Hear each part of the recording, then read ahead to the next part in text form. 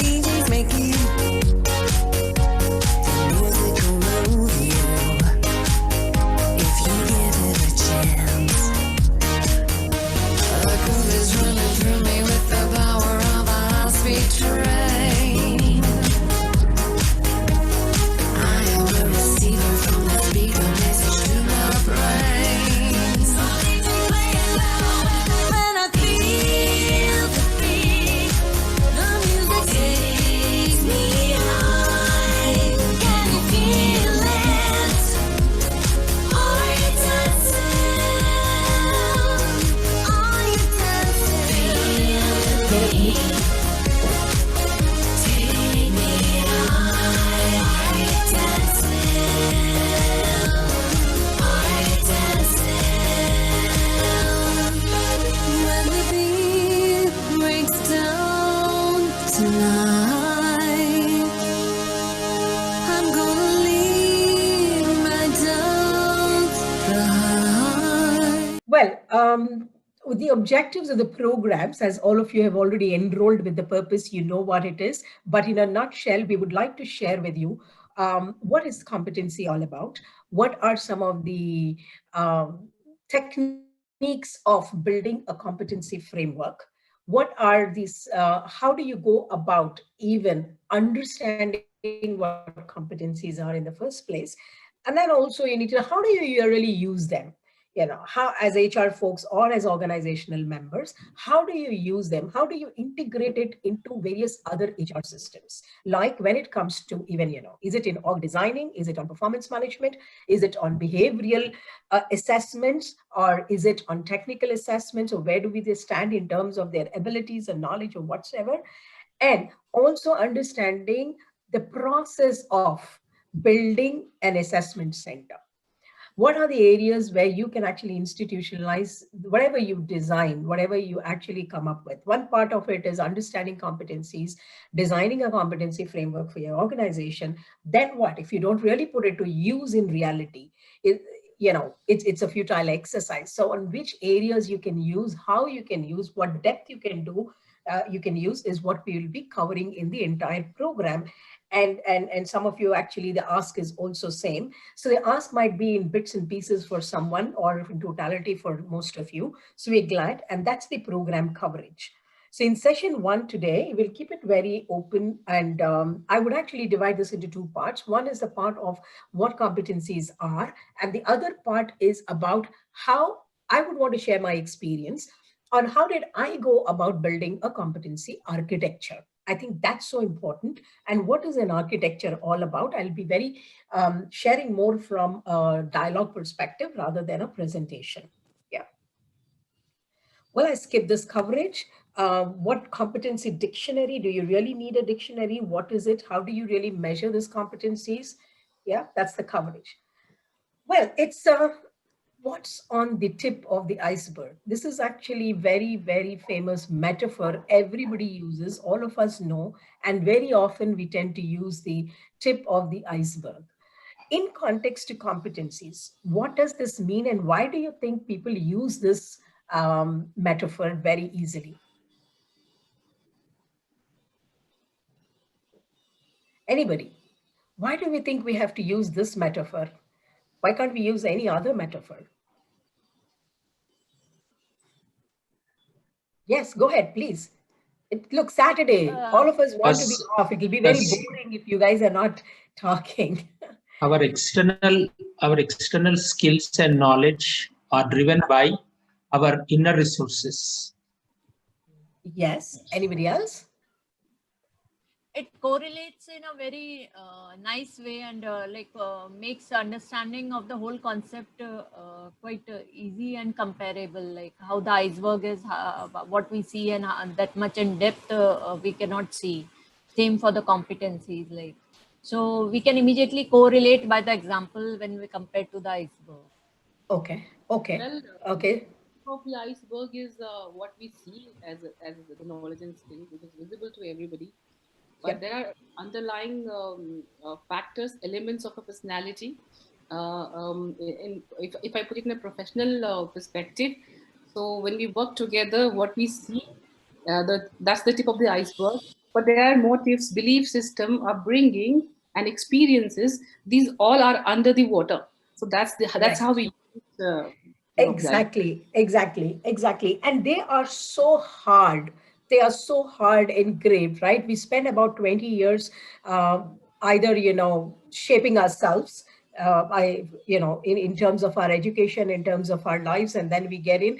And most of us get the opportunity to look at something, a topic like this, probably after at least, I mean, if not more, at least 5 to 8 years later down the line of your professional career, right? So we get to hear them, but to work on them at least. So it's actually a topic which is very, very intrinsic. And if one has an understanding of what value systems, how value systems are believed, how behaviors are driven by what value systems a person actually grows up with or experiences. And you're right, Arti, right?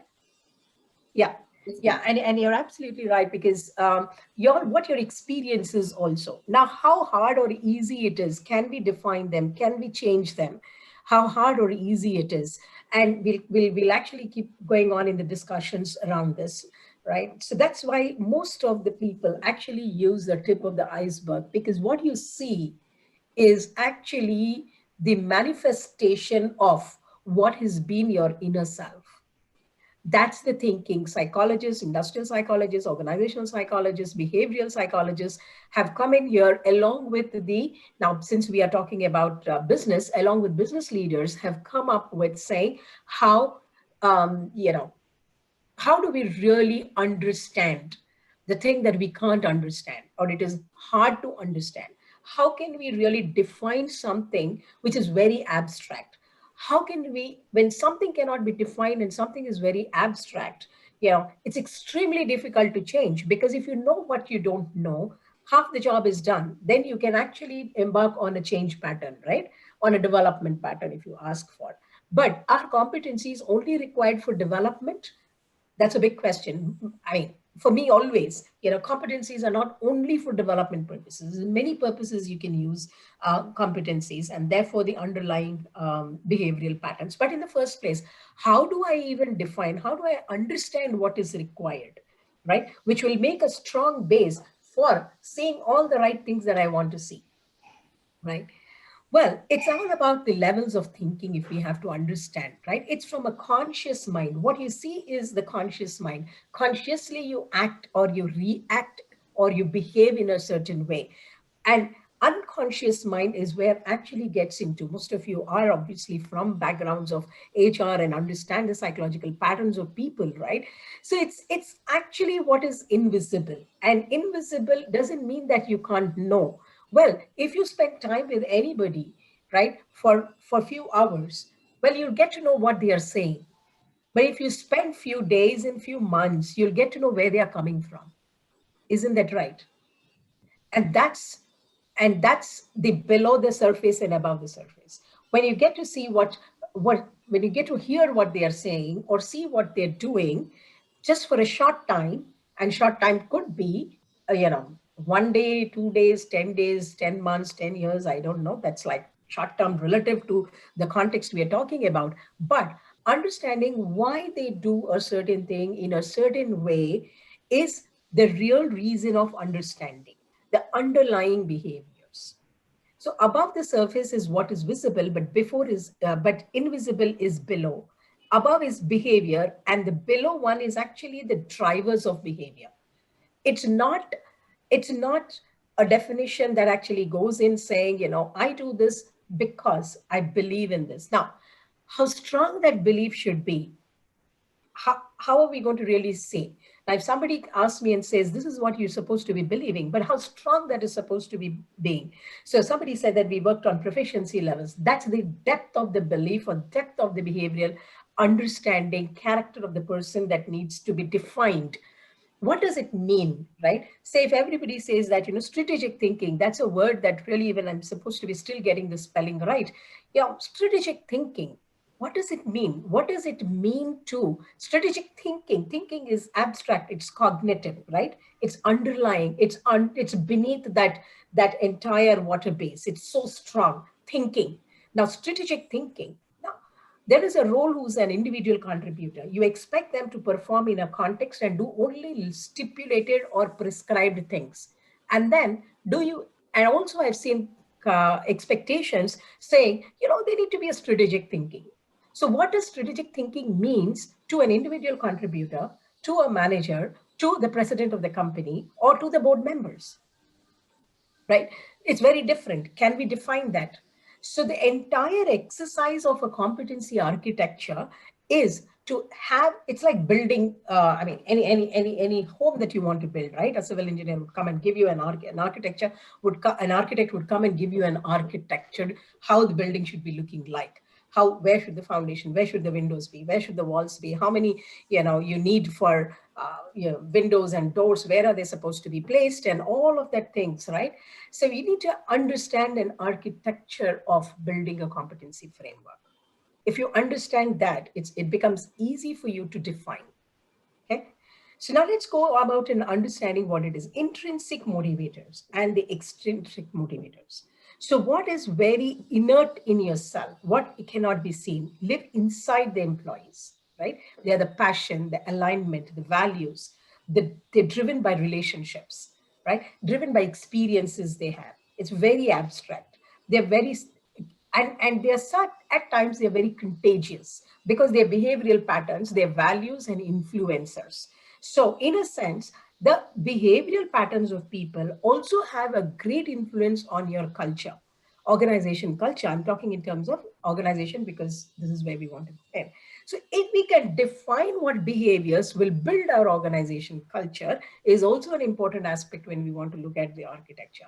Now we want to move an organization from one level to another. What are those behaviors that will help either, managerial, individual, leaders, whatsoever it is?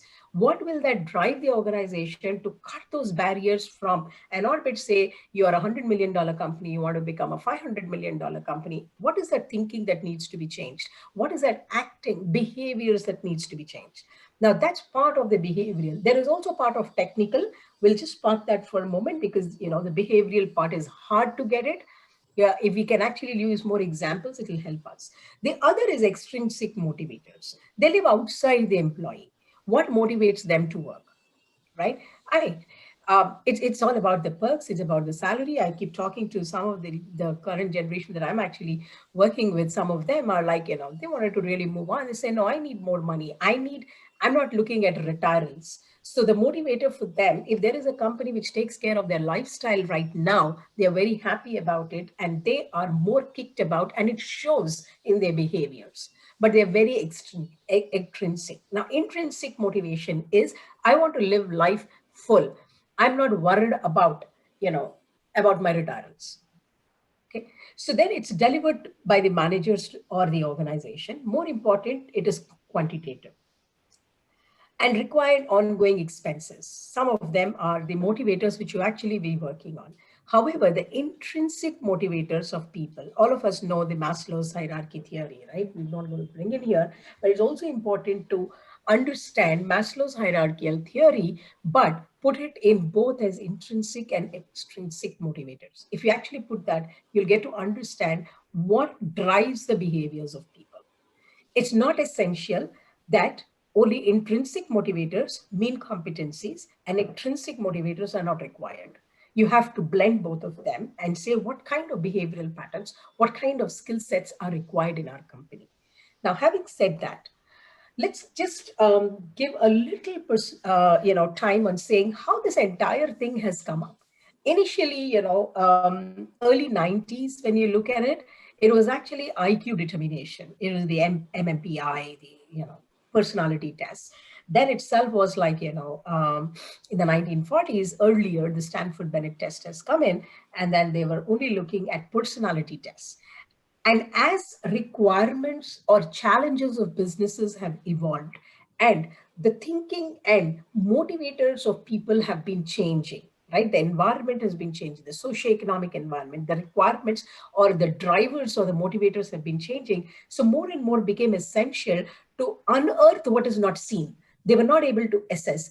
And from there, the journey actually went on to today when we talk about organization development. I could say that, 15 years ago, organization development was a word which has been coined here in India, and we've started using it more often, not even 15, I think it's about 20 years ago. But OD was used very narrowly. Even now, today, I see a lot of companies where the CEOs or the CEOs come back and say that, oh, OD, they have a very fancy title given to, leader, or you say a vice president, organization development. What do they do is more of training and development. It's not organizational development. Are you moving the organization from the level they are to the next level? Therefore, it encompasses a lot more things, right? So it moved from understanding those behavioral patterns which will support organization moving from A level to B level. And that's OD. Part of it, yes, it is training and development. Training is an outcome of your development agenda, development of business, movement of business, right? Or stability of business. Sometimes it depends on the stage in which your business is. Is it a startup? Is it in growth phase? Is it in a maintenance mode? Is it in a downturn and a recovery mode, right? Therefore, when we talk about competencies, now we are talking about how do we really remain flexible? What is the shelf life of a competency framework that we actually build in? That's also something that we're talking of, for the past few years. And is it a watertight compartment? Now, now what is the shelf life? I think some of these things that if you can understand, will be easy to institutionalize and drive the benefits for the purpose of which you are building a competency architecture, right? Yeah. From there, actually, when it was an IQ test to moving to an OD tool is where the journey of competencies have come up.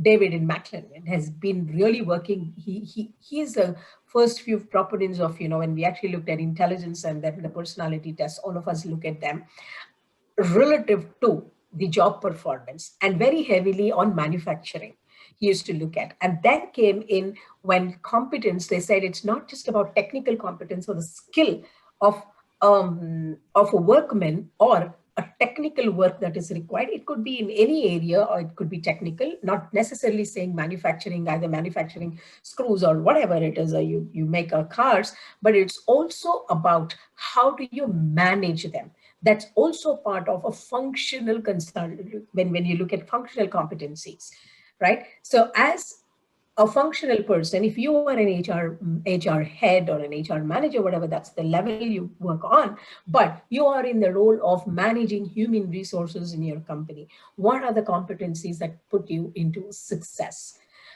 Well, there are two parts of it. One is the technical competencies, that is, you need to understand how to build a competency framework. Then you need to also have a behavior which will, and an openness to change is a behavior, right? Change management is a technical competency. How do you go about a framework of change management? But how do you align yourself to the change is a behavioral competency. So we'll come to some of those differences sometime later. That's the evolution from where a personality test and IQ to where we stand in terms of competencies as of today. Any questions here? Fine. All right. Yeah, initially it might be a little boring, but I guess we're supposed to be, in the interest of the larger participants, we just go through this. What important is, why do they matter? Why do they really matter to people at this? Why do people see? Honestly, touch your hearts and ask yourself, you might be having your organizational leaders, let it be the finance, let it be the operations, or come in. Everybody use the word competencies. And I've had some of the clients who come back and say, how do I pay for the competencies?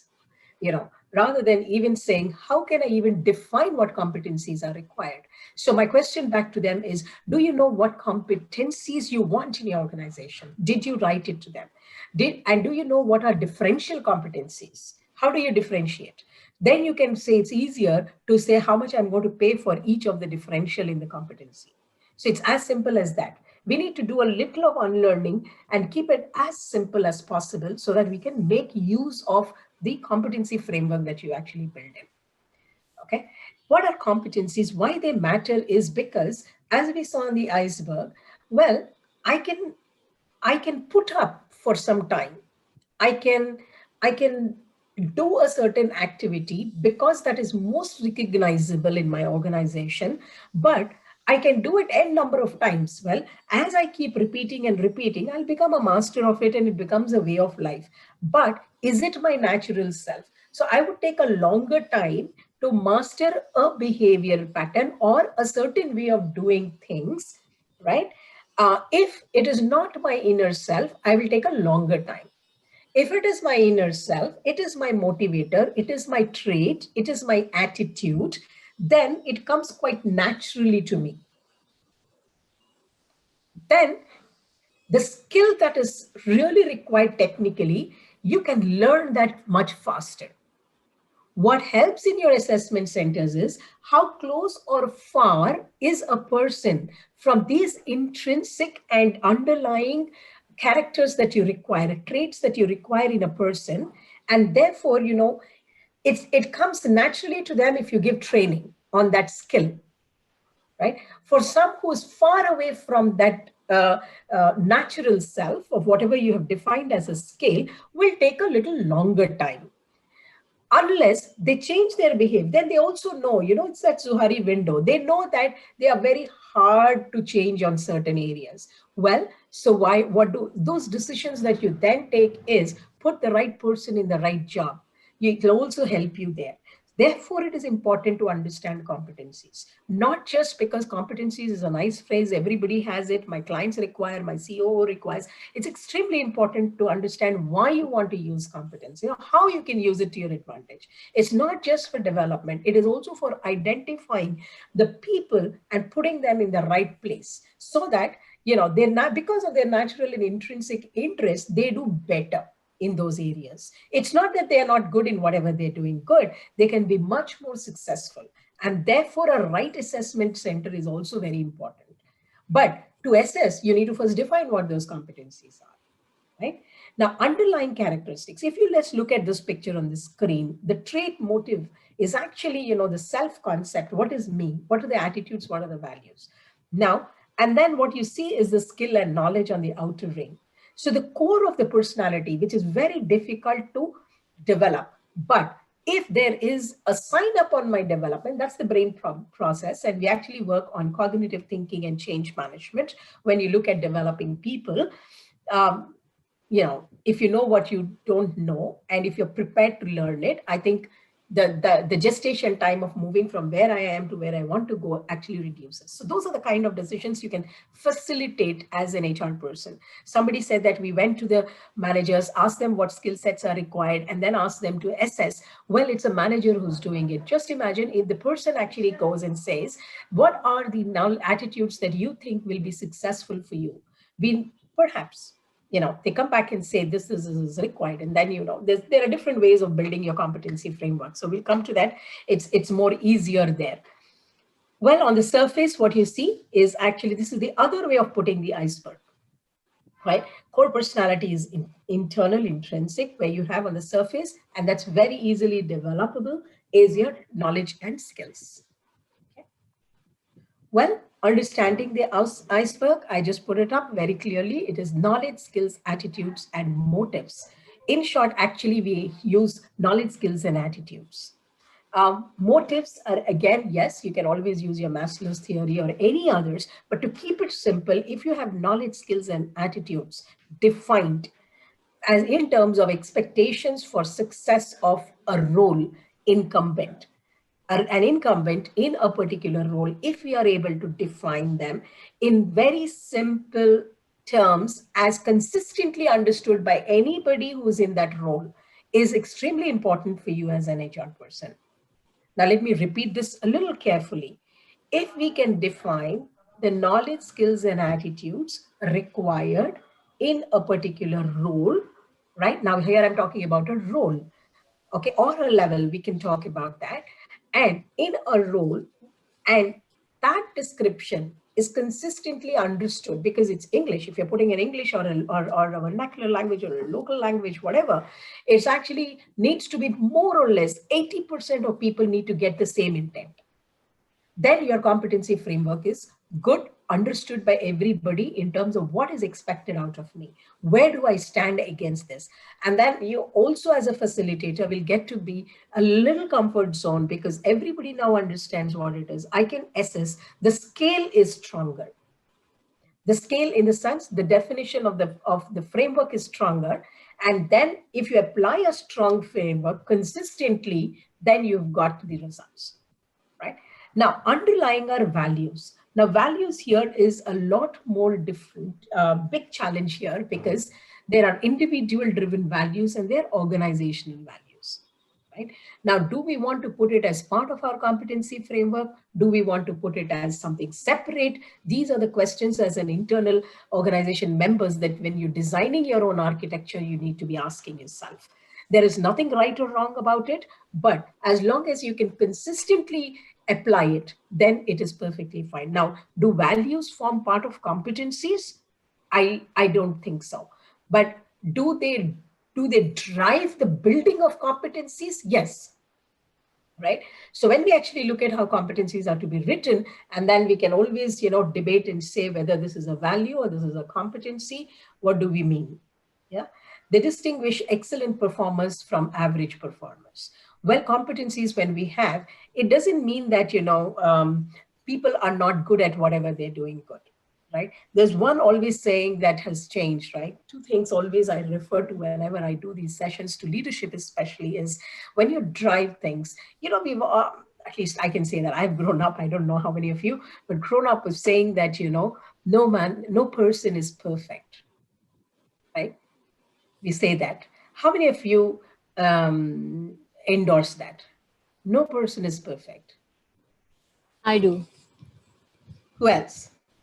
I do. Yes, I do. So I got three. I do. Okay. I do. Great. Okay. So now let me just put it another statement and then tell me which one would you want to pick up. I always feel that no person is imperfect. Which one is more appealing to you? That's the difference between a personality test and a competency-based development. You actually start looking at it from a different perspective. I did that and I think it works wonders. It's not about saying who cannot do something. It's about identifying what is the strength of that person and then pulling them up for success. If you start thinking that I want to build a competency, why does a CEO or a CEO come and say that we want a competency? Why do they ask? All that they're asking is they want to leverage the most out of the people component of the organization. There is a cost associated to it. There's an investment. There is probably a very dear and very genuine interest in development of people. Because they believe that if our people are competent enough, they perform better and performance reflects in the business, right? So if we start looking at it, a competency framework is from the perspective that no person is imperfect. Let me look at perfections in the person.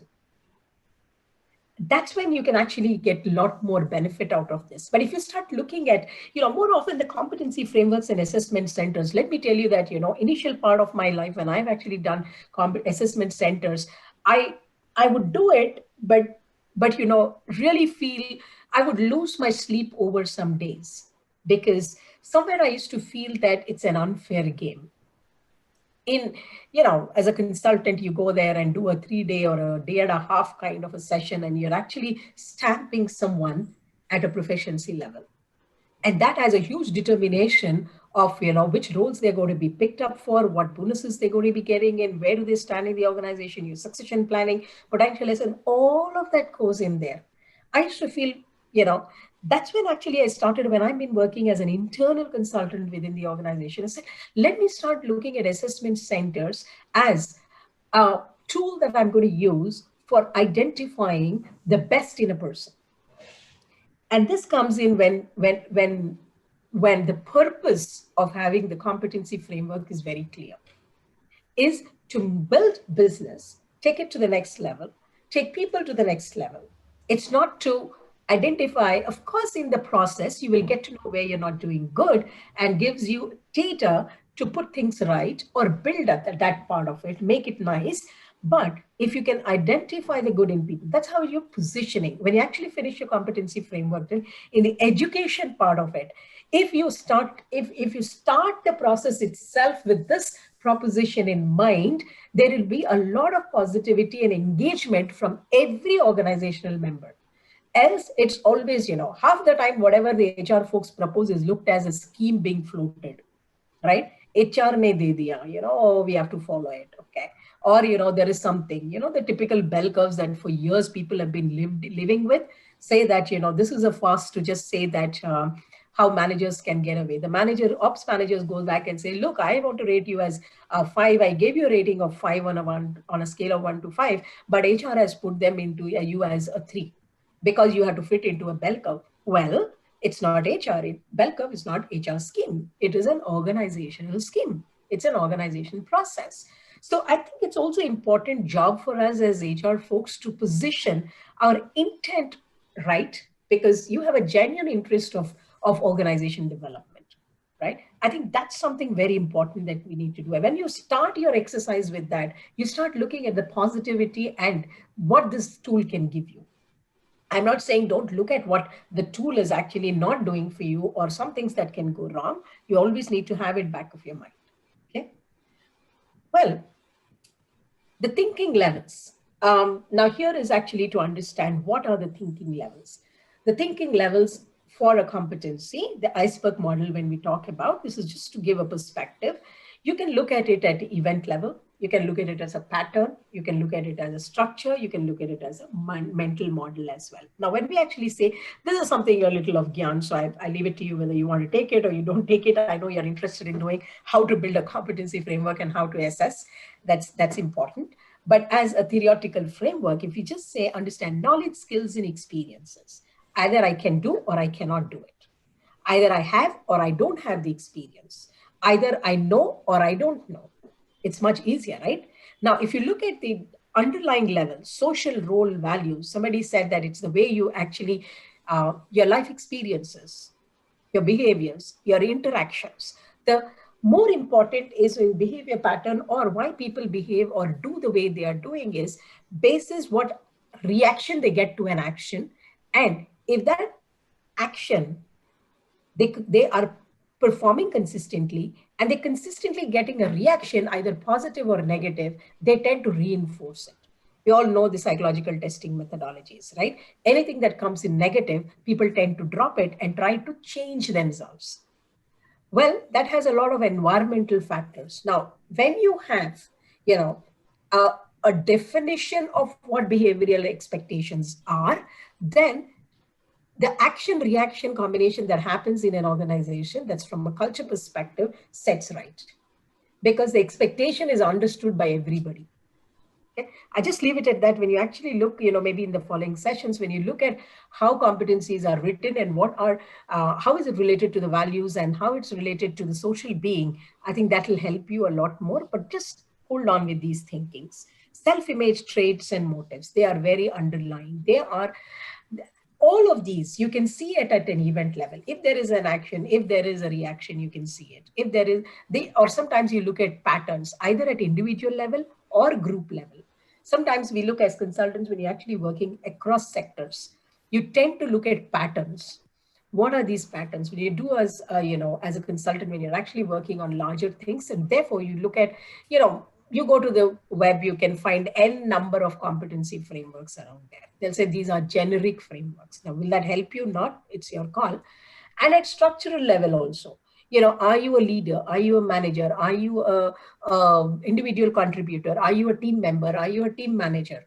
Even at the structural level, a lot of behavioral patterns change. A lot of expectations change.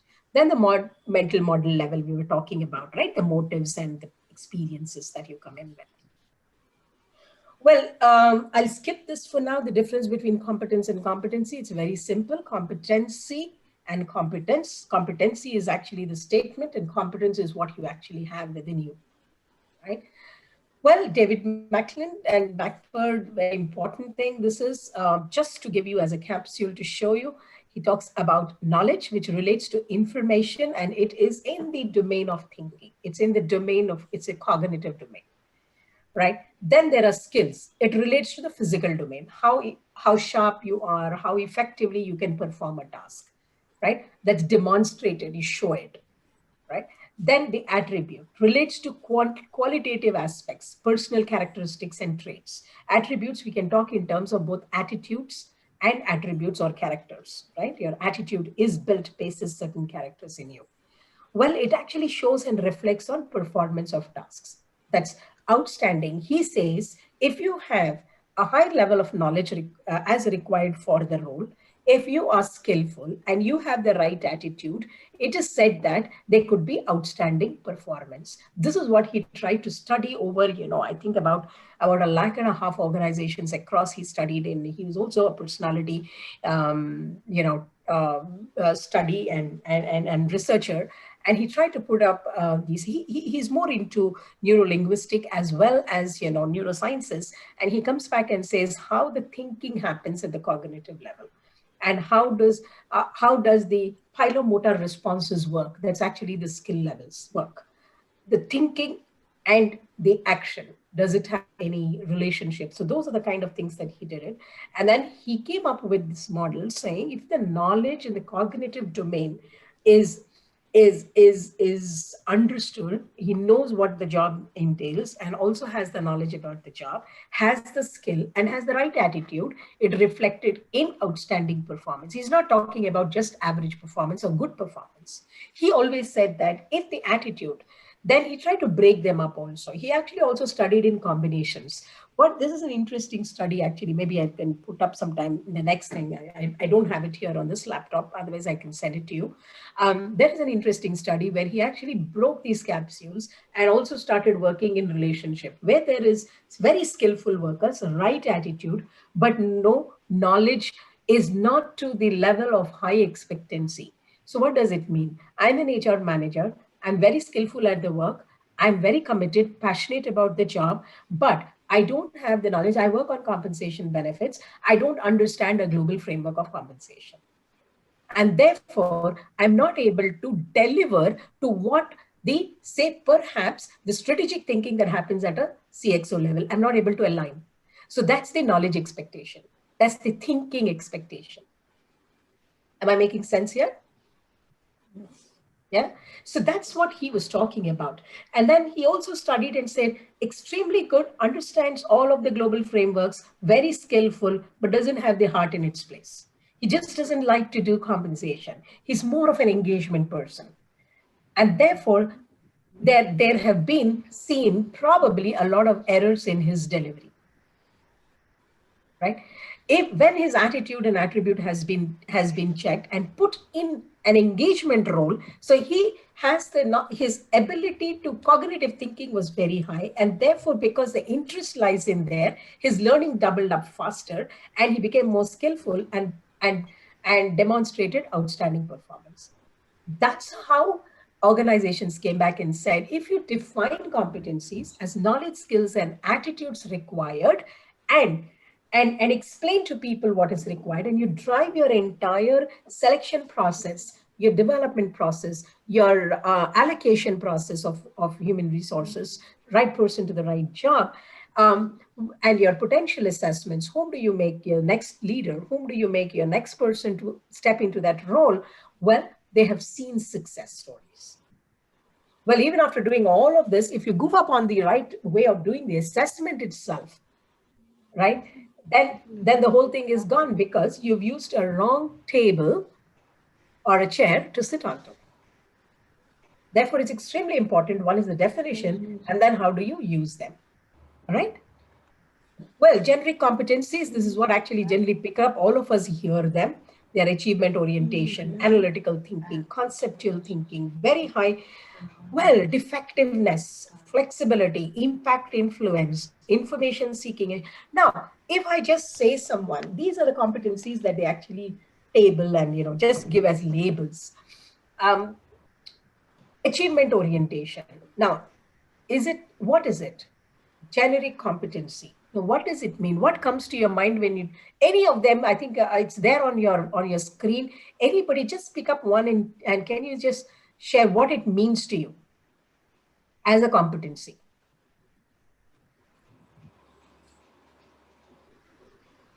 Anything can pick up. There's no description around it. What it means is not there, right? Can I give something like this and say this is expectation out of you? Absolutely not. So can we make any sense of this? Interpersonal understanding. How can I am your ops manager, and you see, as an HR person, you say you need to be having achievement orientation because you're an ops guy, and you know, defectiveness is another one I can choose for this role. Impact and influence I can choose. Of course, integrity because it's on operations, and interpersonal understanding. Will this make sense for me? How will you explain me as an HR person? It's very difficult, right? Because words mean many things. You can explain and send them off. A lot of companies who actually ask, like say, we will have a list. If you ask your managers to list competencies required in success of roles in your function, you go to a production head and say if you're in a pharma or you're in a BPO or either service or manufacturing segment, they will come up with these lists. But then if you go back and ask them and say, okay, so now you have different roles within that function. Now, is it mean that they are different for different roles? Does it mean that it's the same for everyone in that role? Does it mean that how are we going to really explain everybody? You can't, it's next to impossible to have it in your mind and keep explaining people. And therefore it is important to define the competencies and also to describe them as applicable to that person or the incumbent of that role. Yeah. And that's the agenda of the competency framework. Well, why do they matter? We actually looked at it. I'll skip this. I think I'll just skip this also because competencies, why do they matter? It implies that presence or absence can predict job outcomes. We spoke about it in McClelland, right? Intent, action, and outcome. Your intent is your underlying characteristic of a person. Action is what you actually see. That's the tip of the iceberg. And how it actually manifests in the performance or non-performance of the job is the outcome. Example of achievement motivation. Now here is given achievement motivation, right? Now, how am I supposed to be really? This is an example and a classic example. Achievement motivation high. Goal setting, personal responsibility, use of feedback, calculated risk taking. Now, what does this give is continuous improvement, quality, productivity, sales, and earnings. Improvement in quality, productivity, sales, and earnings. Now, can I just apply this if I just push the statement to a bunch of ops managers? Achievement, motivation, high. Will they be able to understand? No. But at the same time, now this structure of what we're looking at, can we understand it as HR folks? No, we need to define all this properly so that everyone has got a common understanding about. So if this is related to achievement orientation, Exactly. achievement motivation. So then, as you mentioned, this needs to be defined and described in such a way that any person is able to understand what does achievement motivation exactly mean. Right, right. So does it mean, if it means, if I take a hypothetical statement, and then we actually came up with saying achievement motivation means goal setting, personal taking responsibility, use of feedback, calculated risk taking. These are the 4 areas. Is what do you mean by achievement? So if when you interview a bunch of people and then ask them, they'll say it's about clarity in goal. There's giving in clarity in goal setting, understand alignment to the larger goal of the organization is all that they mean. Then it'll say personal responsibility, ownership should be there. That's when it actually is, we mean that, they can demonstrate achievement motivation. High on achievement motivation, very high. right? So what we necessarily say, then use of feedback. This person actually, achievement is not just for self, but also for the others. And also, and for self, this person needs to be taking feedback very, very sportive and in the right intent and spirit, and should be able to take calculated risk. If these are demonstrated, I will assess the person being high on achievement. He is highly motivated to achieve things. Now, how does that result? Now, by saying that, yes, all of this is there, but it has to result in an outcome. So what outcome it should be resulting in? Continuous improvement of quality, productivity, either sales or earnings if they are salespeople, or if they are into either the earnings. End of the day, it's actually the bottom line that matters, right? So the outcome needs to be also understood when you are building your framework. The reason why this correlation I'm actually trying to show you is the intent. Underlying characteristics is achievement motivation. What is the action that I expect is they should be very clear in goal. But what we've written here is goal setting.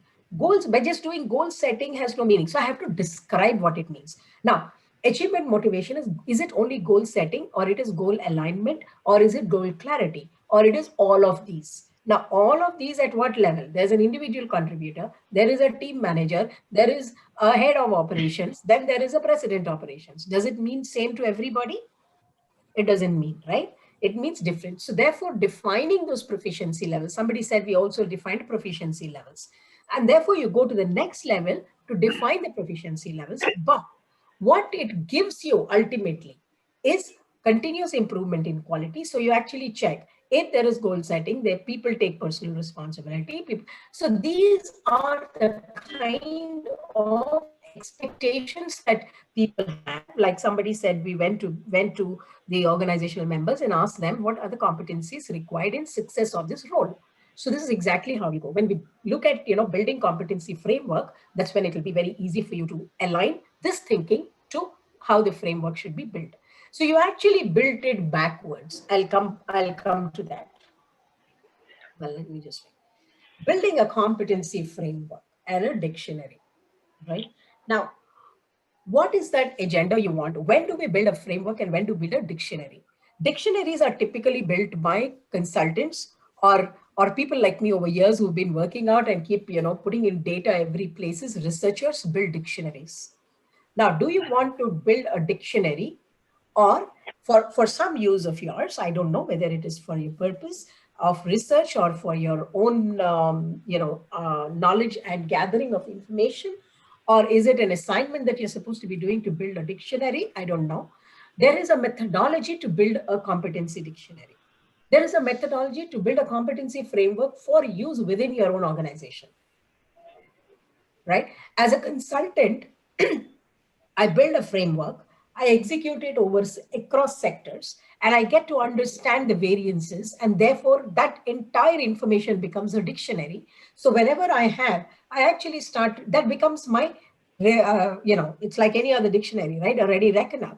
I actually pick up and say, okay, what are they talking about? What are they talking about? So that's more of a researcher who actually, and a person who's studying organizations across typically makes a dictionary. And over years you can also make it so that it helps you in understanding why people behave the way they behave, or why they act in a way they act, or what drives performance and success.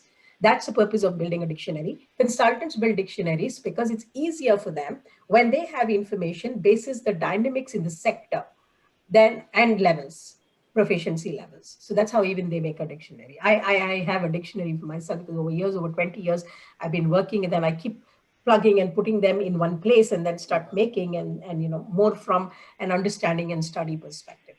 So what we normally do is say, if we're going into a pharma sector, if we're going into an auto sector, if you're going into an IT sector, going into an ITES sector, it gives me a perspective saying, what were the competencies that companies in the pharma sector were looking at for plant managers?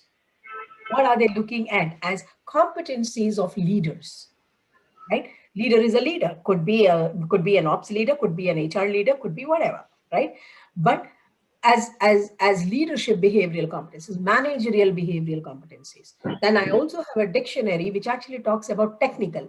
But trust me, technical dictionaries really are extremely difficult to manage, because as an individual consultant you just can't do that. But yes, large companies do have that.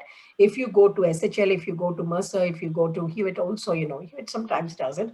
SHL is very strong on technical competencies.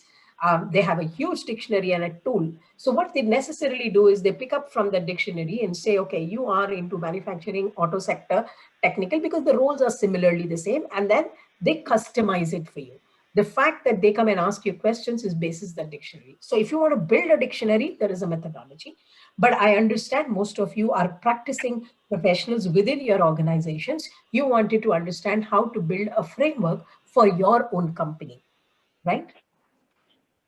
Well, it's very important, therefore, to understand the purpose of the assignment, why you want to understand competencies, because the next section is about how do we build a framework and a dictionary, right? Consulting versus internal requirements, technical versus non-technical competencies. Now, whether you do technical competencies or non-technical competencies, the methodology to define your competencies, the architecture that you've been using should be more or less the same. You can always tweak it here and there, but I have at least used the same architecture, both for technical and non-technical, because the architecture gives you a methodology. It gives you a guide. It's not watertight, but still you can maneuver that. You can actually do a little of changes to that. Yeah. So defining competencies, these are some of the more of Gyan tips for you. The definition should indicate they are meta or sub-competencies, very important. They should describe for their conceptual meaning. By saying achievement motivation, it has to actually describe what it means, right? They should state the expectation from the role player. Now, I am a team lead, okay? Or I am a supervisor, or I am an ops plant head. What it means, I'm playing the role of a plant head. I'm playing the role of a business head. I'm playing the role of a team lead. I'm an individual contributor. So the person should be able to relate it to the role that they're playing and the description that you're giving. Yeah. More important is also the expectations should be in behavioral terms. Well, expectations should be stated in behavioral terms. Mostly this is for behavioral competencies. Else, when you're writing technical competencies, they are also translated into technical expectations. In terms of, even sometimes it is also in terms of the hard technical terminologies that you use. Then we also should involve action words, because it's all about actions. It needs to be very clearly have verbs in it, indicate to act on that competencies. It's not that it cannot be abstract. It needs to be very clear, crisp, understanding. Having said that, it's extremely difficult to define everything to the last point. As long as you can define and you can explain to people consistently without much hassle, I think it's okay. Then the definitions should not be another reproduction of a job description. You cannot be having lengthy descriptions. It should be crisp and expect in terms of what is expected as demonstrable behavioral pattern, where people see and say, oh, okay, he extends. What does he extend? Kill, you're expecting. So we will see what it means. I'll share with you some of them. They need to be having behaviors to excel in the role rather than describing. More important, competencies are futuristic, and therefore they are always at a higher level. Expectation, more often I have seen, and that's also what it means, because you're defining competencies for success, for high potential. Why you're doing the competencies is basically to ensure that people perform beyond their potential, to really extract the depth in them. And therefore, if you write it, if you describe it to an average level, the expectation will settle down to an average level. If you say, this is the max I can expect from the person, this is what I should. So it's actually very high. And therefore, whenever you do an assessment center, this is typically what, when I give a self-assessment on all the competencies that we describe, and they do a self-assessment on scale of 1 to 5, I tell them anybody who's getting a 5 on 5 on, say, if I have 8 competencies and, each of them has, say, about 4 of them. So we tell them total put to, you have a prescription of, say, 20 behaviors. Anybody who rate themselves as 5 on 5 on more than 15, I tell them, please walk up and come here.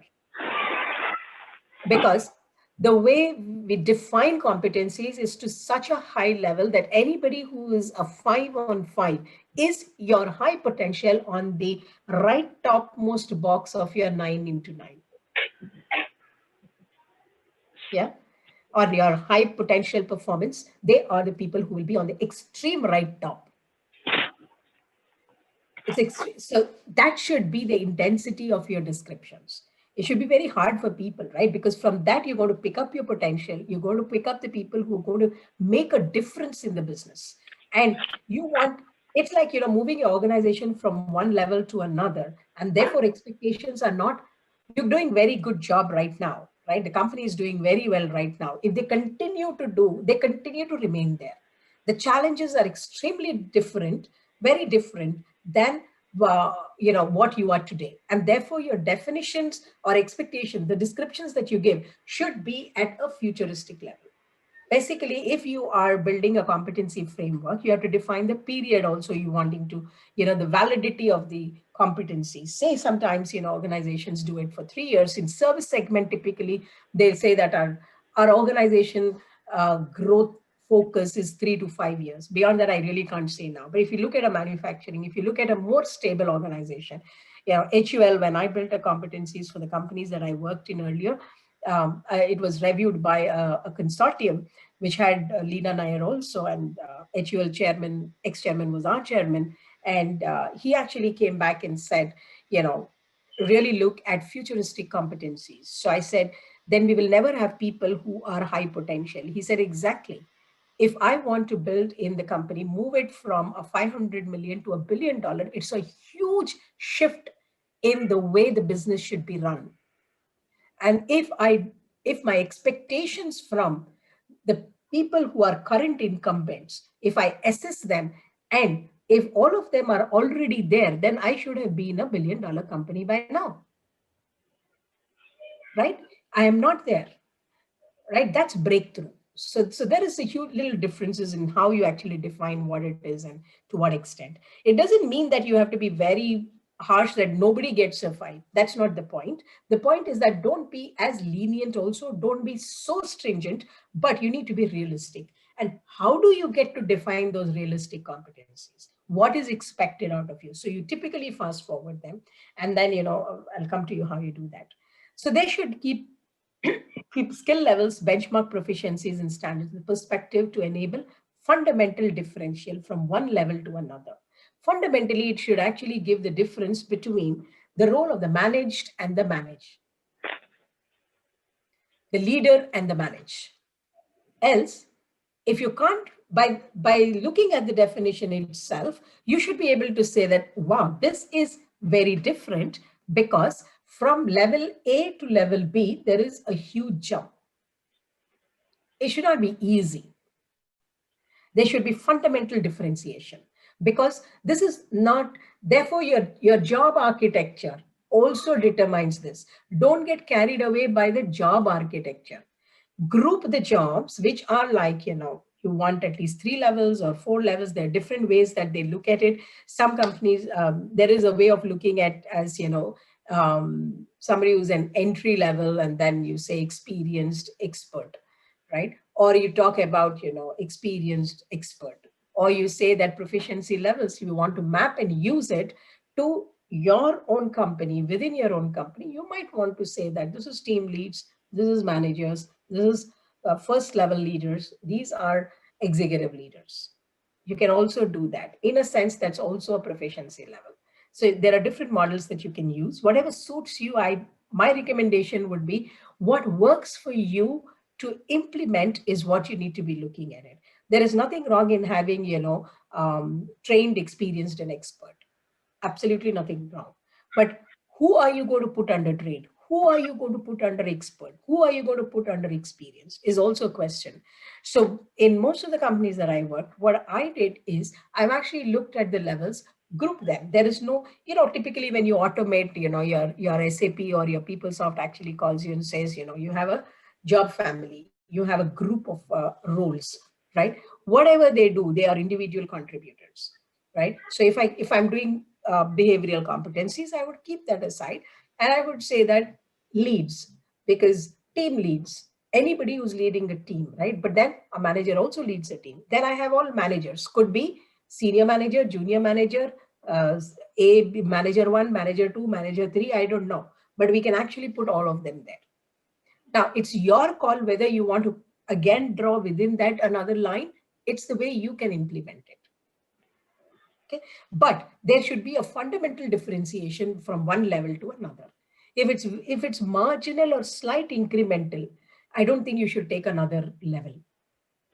Companies, we also talk about those as changes in the differentiation in levels of expectations are called proficiency levels. Now, competency scale dimensions, these are very theoretical. I think we will just skip them because it depends on the intensity and completeness of action, size of impact, amount of effort, and uniqueness of dimensions. How many dimensions you want to look at it? Well, developing a competency dictionary.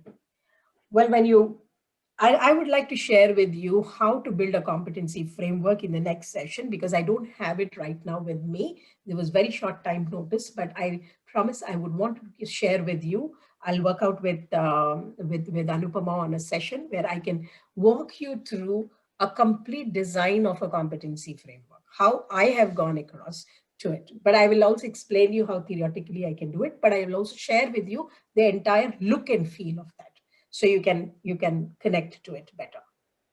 Yeah. Well, scales is very technical. You can have, this is typically for your assessment centers. You look at it. I have easy access to supplies and equipment. I need to do my work, and all these are.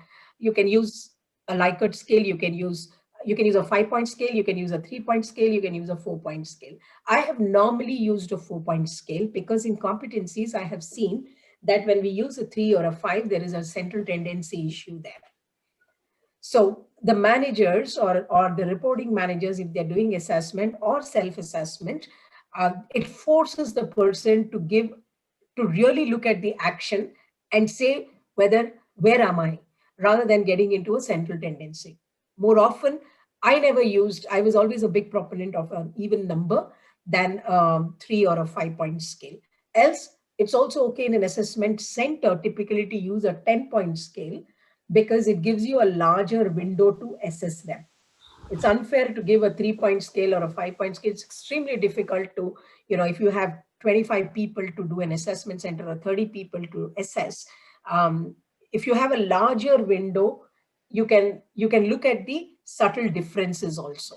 Because end of the day, what is the assignment on an assessment center? Assess an individual, and then typically companies use that to compare people also. And therefore, you have to be extremely careful on what scale you're going to use. Yeah. Well, these are the bars that we need. Okay, now before I say thank you, I think this is very theoretical frame, but I would like to, I would want to stop sharing my screen and want to talk to you guys.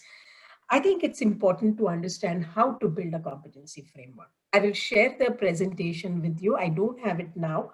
I'm sorry, but I can share the presentation later on how to go about it, and I don't mind giving it to the group.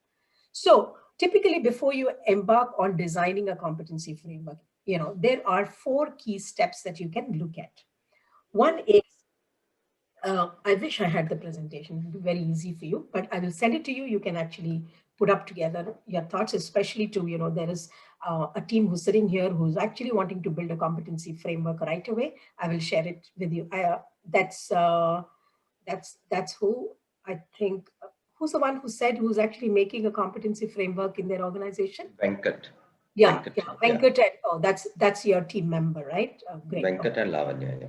Yes, Lavanya. Yeah, I'll share it with you probably, and with the group also. I'll give it to Anupama. She will share it with the team.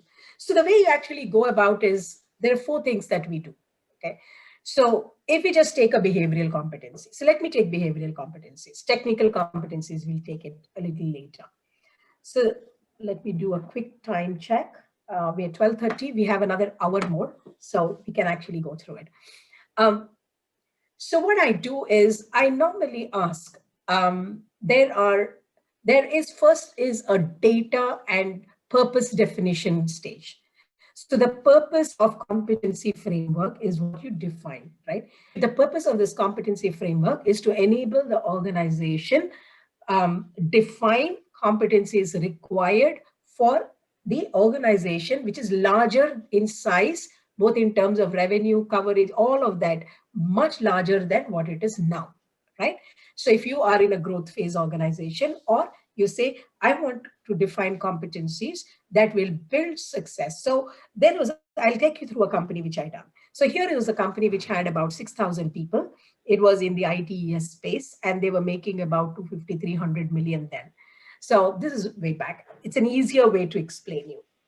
So this company wants to move from a 250 million to a $750 million company to $1 billion was too big. So we decided that, 500 was already near to achieve kind of a target for them. So they said, maybe we'll peg it at, So what kind of leadership that we need, and what kind of managerial and operating abilities that we will require to ensure that one is we move from 250 million to a 750 million in the next 3 years. That was their definition. And ask, do I have the leaders, the right leaders who can, one, move the company from this level to this level? And once I move into that level, how good are they in, one is sustaining that level, and the other is to move to $1 billion company. So then, if you go to your CEO or COO or the board, they will ask you for the moon, thinking that you know all the answers, or they're just playing with you. So I think you need to really push them and say, then what I did is I actually pushed them and said, look, give me a cover. Is it 250 to 750 a stretch target? Yes. 3-year time frame, stretch target? Yes. How stretched it is extremely tough target. Fair enough. Now, do we build now, or do we want to build a competency framework which will take the organization from 250 to $1 billion and sustain over there? So in a sense, when I asked that, I asked 2 things. I actually wanted to scope the entire framework from 2 perspectives, from expectations of the leaders and managers and operating teams. That's basically, and the second is, what is the shelf life of my competency framework? These are the 2 things were in my mind, because when you go to a client, you actually need to know, otherwise they will not be able to use it. So if you are wearing the consultant hat, ask these 2 questions, either in your own language as they can understand, or you might already have that with you, saying the organization needs to move from, whatever number that you're making, either in terms of, your revenue, or in terms of your span, or in terms of geographical location, or whatsoever. Right? Then you, in a sense, you make a mental make of what is the shelf life of this competency. So you know that end of 3 years, end of 5 years, you're actually going to relook at that, because these competencies will not hold good. Because today, whatever they are competent enough is good and gave you success. You're successful, therefore you're here, right? You're sustaining business, but that's not good enough. You want to move great, but what is that great? Only if you know what that great is, I can define what greatness means to a person, right? Because today he is good, he or she is good, they're performing, but I want them to be great. But if I don't know what great is, how will I even explain them what greatness means to them? Understood? So that's why we need to define. So what you typically would be doing is you would be going in to do a CXO data gathering and information. You would be going and asking them, make a questionnaire in terms of, what is the business plan for the next 3 years? Or if you're in service segment, trust me, I think what is the horizon that they can give you? You need to be, either you can ask them, but you also have an intuition of what they can give you, right? They can give you 10 years down the line, I want to be here. Then you break it down and ask them, okay, 10 years down, you want to be that, make a note of it, but also ask them next 5 years where you want to be. Then you go back and say, well, to build this kind of an organization in the next 5 years, now you're actually giving the mental frame to them. Can you help us understand what is that? We understand that the current leadership abilities are not sufficient enough, and therefore we are on this exercise. So what is that you want, you think will lead to that success? They will give you a lot of statements. My encouragement would be record them. I always recorded them, but I have a permission. It's very important, especially if you're a global organization and you're doing a global framework. The legal requirement will be that you need to take a consent. In India, we don't have to take consent, but in the US, in the UK, Australia, you have to take. China, most of the South Asian company locations, you don't have to take a permission, but check out in your organization with your risk and compliance teams and basically your cyber stuff and all that, because if you're going to record them, it's easy for you to play because there are a lot of words that they give you. So the first stage is do an in-depth interview and data gathering. That's first part of it from key stakeholder, that is the CXO level. Then you also try to understand how would the organization look like? Will it be the same structure? How would it look like? What kind of roles that might be coming in? Like say if you're plant managers right now are handling say 300 people in a plant, or if you are a service segment, if there are 1,000 people handling in a particular center. Now, how will the centers span? Okay, so I went back to ask them, you're a 250 million company now. If you become 750, how many more geographical locations we would have? How much, what is a span? Are there spans of team leads? Are the spans of, the various people manager levels change? Those are the kind of questions. You need to make your question bank. I can always share that question bank with you, but more than happy to help you out also. But you need to have a question bank. So all you're trying to assess is what is the complexity of the jobs that you're going to change, right? What is the complexity of the business? The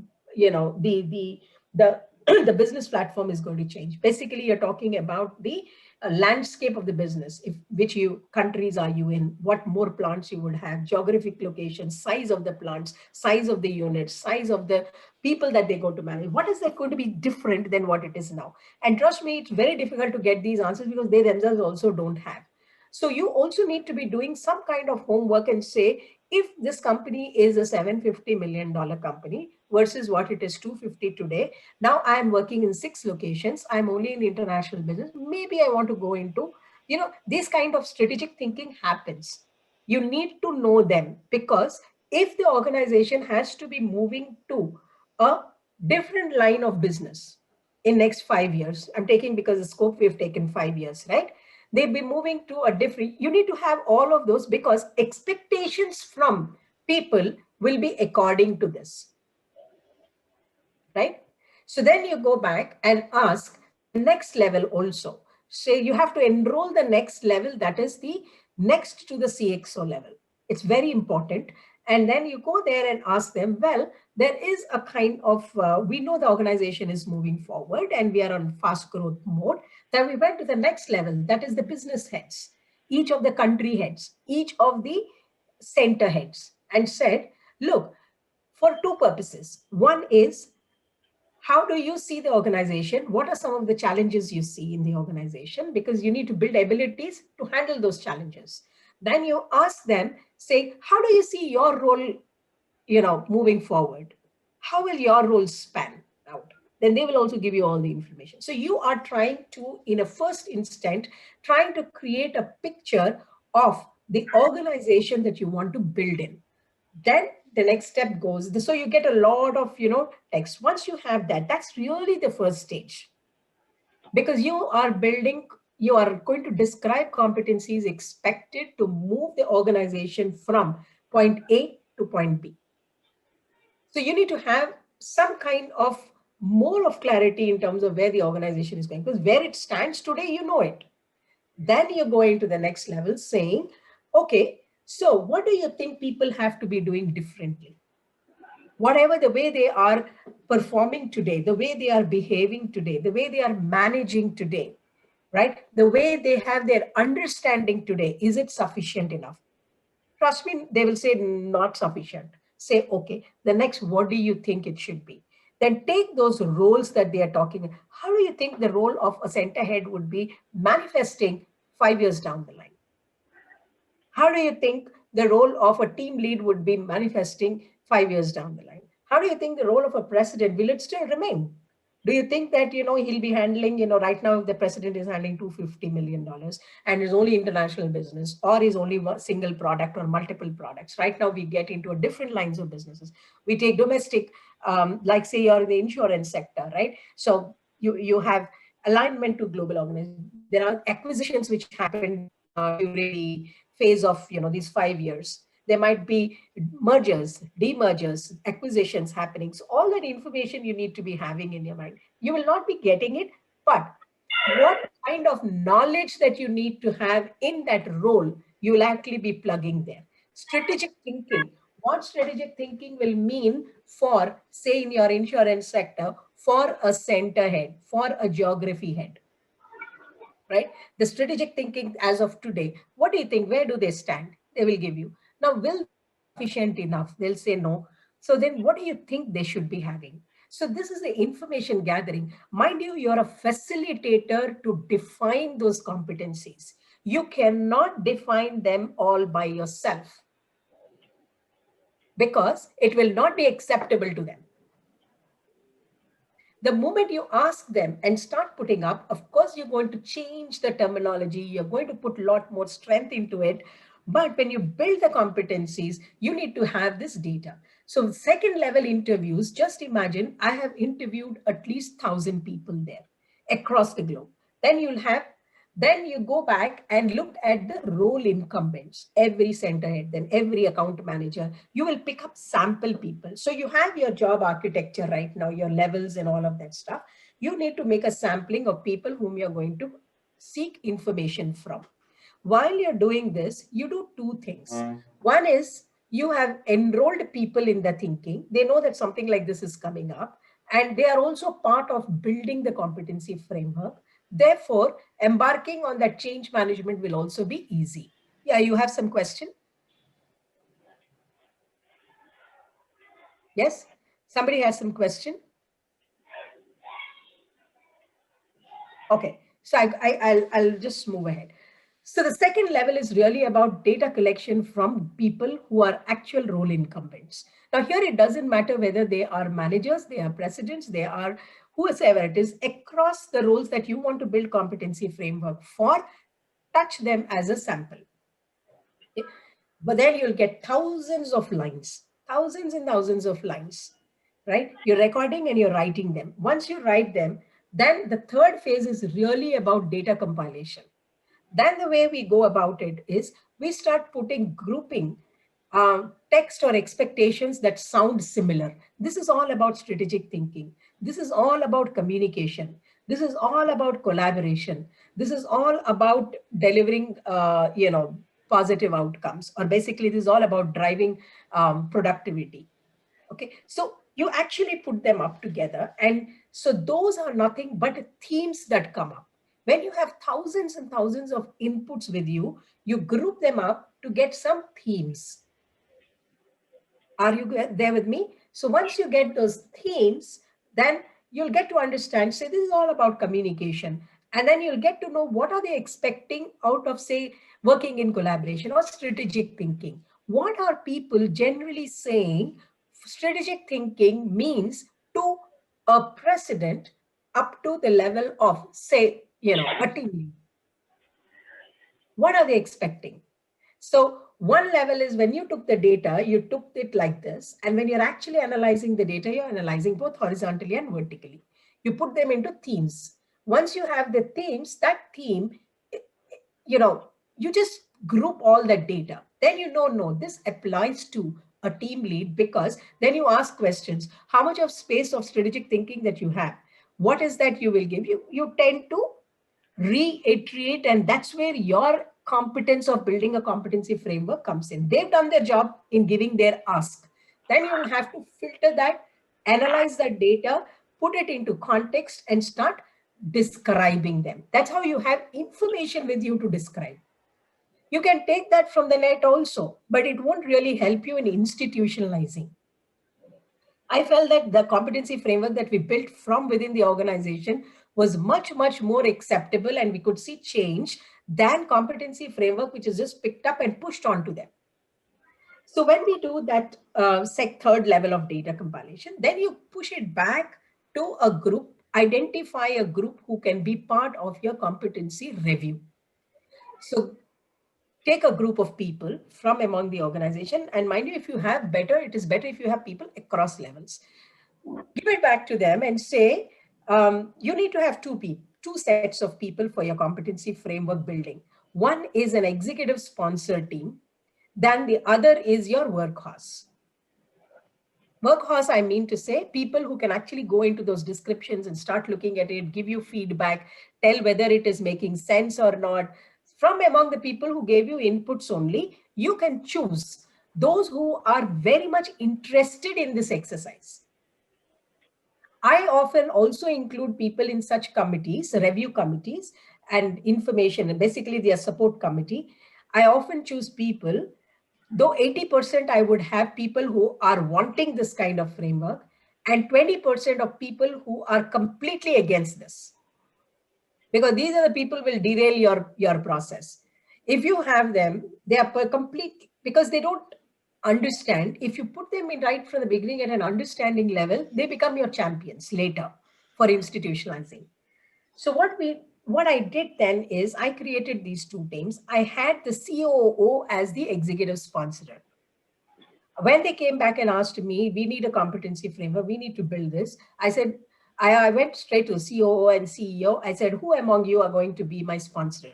I was not the head of HR. And then, they said, of course, your head of HR, the CHRO will be. I said, no, I am there from an HR, team to drive it, but I need executive sponsorship. Then they said, of course, he's president HR. He's the global president of HR. So why not? I said, no, I want you or you. If else it won't go, because this is competency framework is not an HR tool. It is an organizational tool. Correct? So I said, I need your sponsorship. So the COO signed up to be the sponsor. Sponsor in the sense the entire assignment, right from the first communication that we are launching an exercise like this. This is the plan. It takes about 8 months that we wanted to do, or 3 months or 4 months or whatever your plan is. Put it up and send out as a very brief launch mail from the COO or the CEO or whoever your executive sponsor is. Then see the change that you can see people in alignment to what you want to do. Because later you will use the same framework for potential assessment, succession planning, 360-degree feedback to be plugged into your performance assessment, and for your culture building, for your training and development, and many more, even for your recruitment selection. Just imagine if these guys on ground are not enrolled into this, it becomes just another theoretical exercise. You will not be able to see the light of its institutionalizing. Take it from me. I've done this earlier. Nobody bothered, or it's for whatever reason you quit the company, it dies its own death. Make it part of the DNA of the organization. So then they will actually see the light of it. So once you have done with that, the fourth stage would be where you come up with a framework. The themes, you'll have merge couple of themes to give a competency. So there are 3 things: whole set of data, common information of what expectation of descriptions are there, right? Common descriptions will culminate as themes. So you'll have 4 theme statements. Those 4 theme statements, you can define it as a competency as one. Say communication, collaboration, you can actually say achievement, sense of achievement, whatever you want to define, which resonates with people. So in a sense, you will have a competency framework which is top down designed and also built bottom up.